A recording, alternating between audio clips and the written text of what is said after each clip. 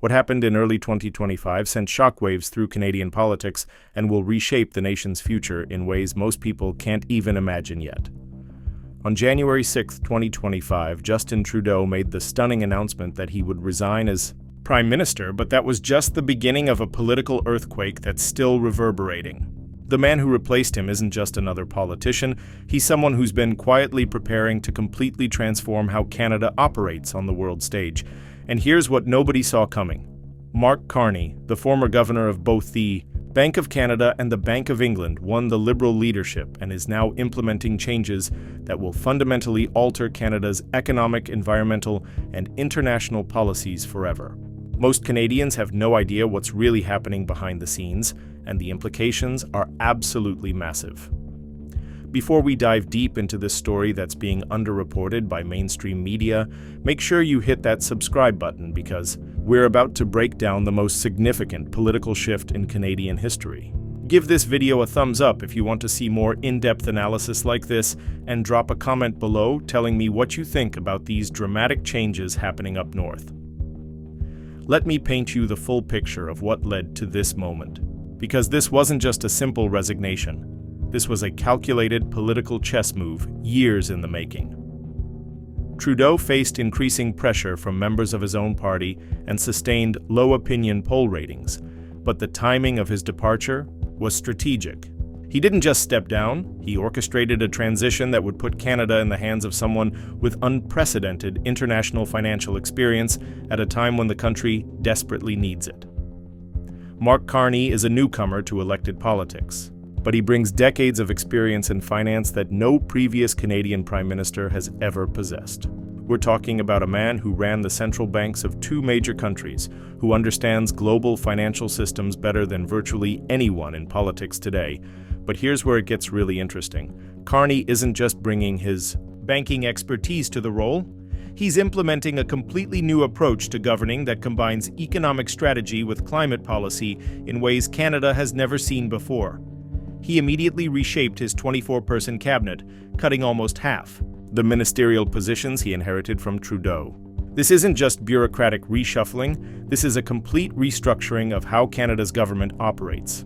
His leaner cabinet is focusing on two specific priorities: protecting Canadian workers and their families in the face of unjustified foreign trade actions and implementing revolutionary climate policies that could position Canada as a global leader in green economics.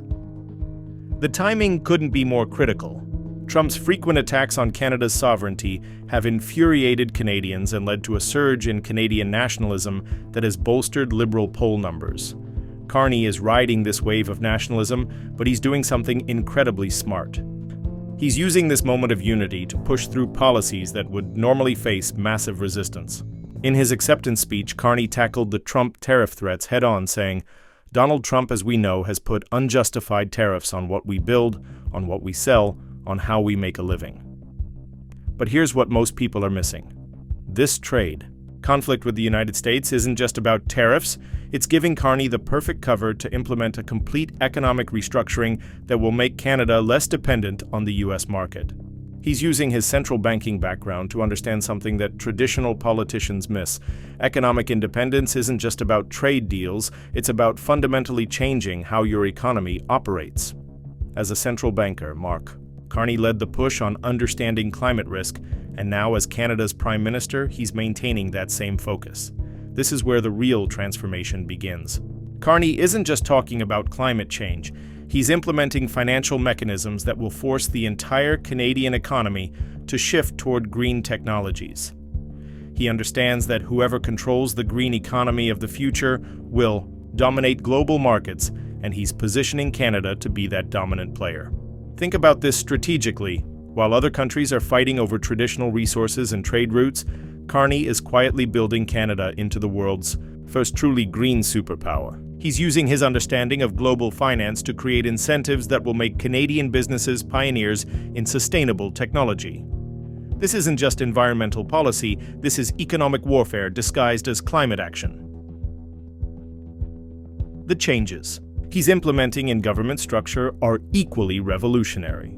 By cutting his cabinet in half, he's not just saving money, he's creating a more agile government that can respond to global changes faster than any democracy has ever operated before.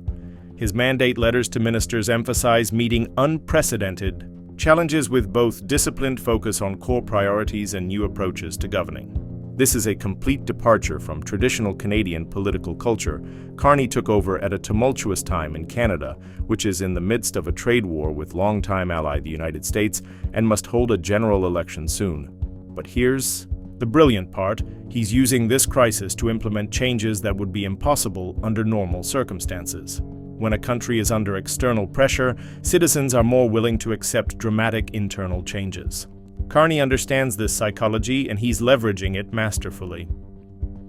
The international implications of these changes are staggering. Canada has always been seen as America's quiet northern neighbor, but Carney is positioning the country to be a major independent player on the world stage. His experience as governor of the Bank of England gives him connections and understanding of European markets that most North American politicians completely lack. He's building bridges to alternative trading partners while simultaneously making Canada more economically self-sufficient.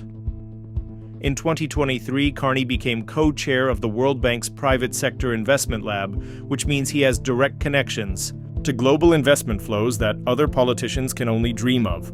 He's not just running Canada, he's leveraging his international network to funnel investment into Canadian green technology and sustainable development projects. This is economic diplomacy at a level Canada has never achieved before. The environmental policies he's implementing aren't just about reducing emissions. They're about creating entirely new industries that will employ hundreds of thousands of Canadians while positioning the country as the global leader in sustainable technology. He understands that the countries that control green technology will control the global economy of the 2030s and beyond. But here's where it gets really interesting from a political strategy perspective. Canadian backlash to President Trump helped him win a full term just weeks after he first took office. Carney is essentially using Trump's attacks on Canada as rocket fuel for his own political agenda. Every time Trump criticizes Canada, it strengthens Carney's position domestically and gives him more political capital to implement radical changes. The cabinet restructuring is particularly telling. Finance Minister Dominic LeBlanc moved to the international trade portfolio and was replaced by current Innovation Minister François-Philippe Champagne. This isn't random shuffling. Carney is putting his most trusted allies in positions that will allow them to implement his long-term economic strategy without interference from traditional political interests. What most Canadians don't realize is that they're witnessing the birth of what could become the world's first truly post-American Western democracy. Carney is using his unique background to build economic and political systems that don't rely on the traditional North American power structure. This is unprecedented in Canadian history. The timing of Parliament being prorogued until March 24th wasn't coincidental either. This gave Carney time to implement his initial changes without legislative interference, and by the time Parliament reconvened, his new approach to governance was already in motion. This is political strategy at its finest. As a result of the prorogation, a revised version of the Online Harms Act, the Electoral Participation Act, and proposed increases to Canada's capital gains tax all died on the order. But don't think this was accidental. Carney is essentially clearing the legislative slate so he can implement his own comprehensive policy framework without being constrained by Trudeau's incomplete initiatives. The international financial community is watching these changes very carefully because they understand what most political commentators are missing. Carney isn't just changing Canadian politics, he's creating a new model for how developed democracies can operate in the 21st century. His combination of financial expertise, international connections, and strategic political timing could make Canada a template for other countries facing similar challenges. What makes this even more significant is that he's taking over as an economist and ex-central banker in the face of Trump tariff uncertainty and a looming election. Most politicians would see this as a nightmare scenario, but Carney sees it as the perfect opportunity to implement changes that will position Canada for long-term success regardless of what happens with U.S. politics. The green economy initiatives he's implementing aren't just about environmental protection, they're about economic sovereignty. By making Canada the global leader in sustainable technology and green finance, he's creating economic independence that will last for generations. This is nation building on a scale that Canada hasn't seen since Confederation. His approach to international relations is equally revolutionary. Instead of simply reacting to U.S. policies, he's proactively building relationships with European, Asian, and other global partners that will give Canada options regardless of what happens in American politics. This is the kind of strategic thinking that transforms countries from regional players into global powers. The most important thing to understand is that these changes aren't temporary political adjustments. They're permanent structural transformations that will define Canada's role in the world for decades to come. Carney isn't just responding to current crises.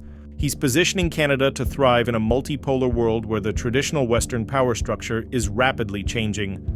Future historians will likely mark this moment as the beginning of Canada's emergence as a truly independent global power, no longer content to be America's northern appendage, but determined to chart its own course in the 21st century. And the decision that started it all was Trudeau's resignation, a move that seemed like political weakness, but was actually the catalyst for the most significant transformation in Canadian history. The implications of these changes will extend far beyond Canada's borders, potentially influencing how other middle powers approach economic independence, climate policy, and international relations in an increasingly unstable global environment. What we're witnessing isn't just a change in Canadian leadership, it's the birth of a new model for democratic governance in the modern world.